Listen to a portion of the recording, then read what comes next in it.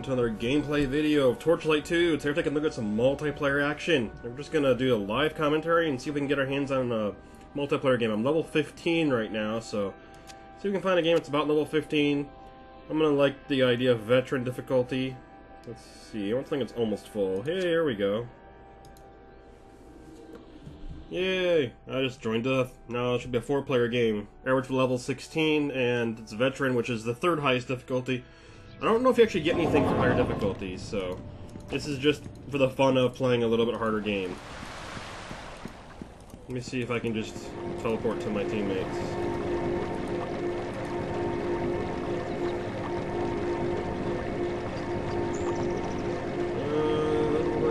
They're really together.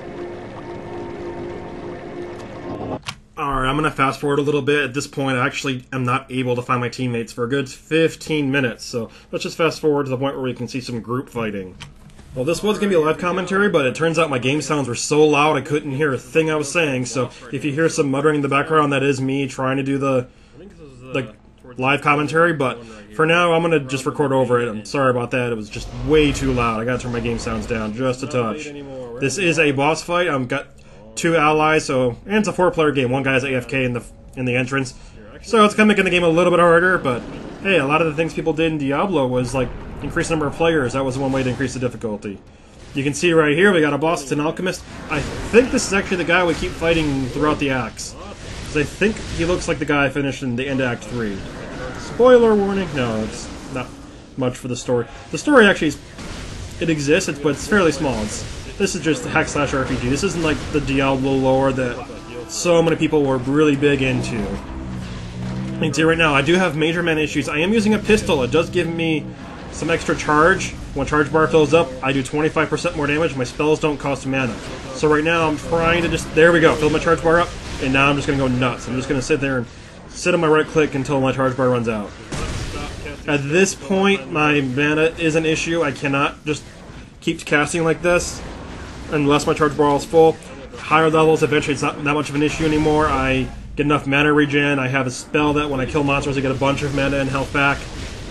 But for now, I basically just got to get my charge bar full. Watch out for these tentacles. They actually don't hurt unless you stand on them, and then they really hurt.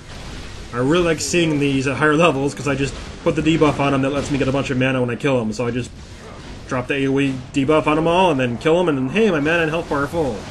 Looks like the boss is about half health right now. This attack, Prismatic Bolt, is not actually an AoE.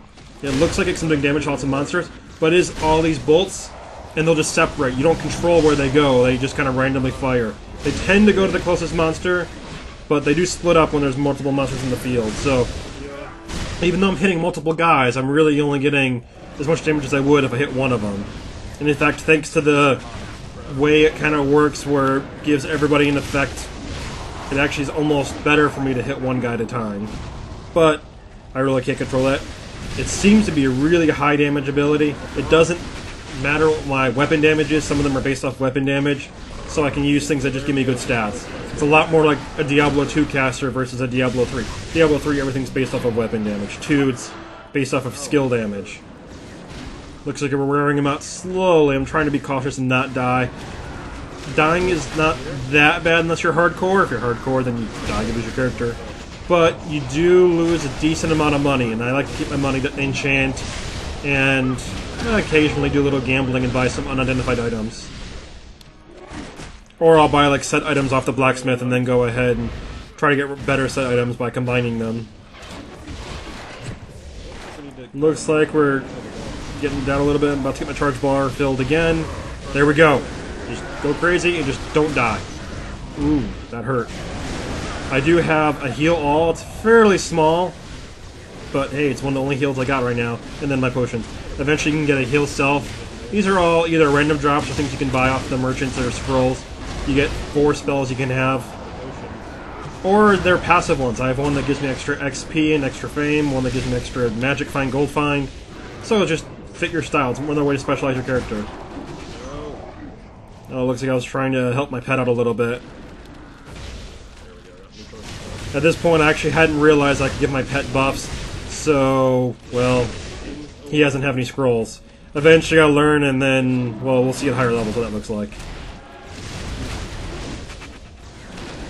A lot of trash mobs just keep spawning. I actually would like that if I had my debuff at higher levels, but right now it's just getting in the way. There we go, and an achievement.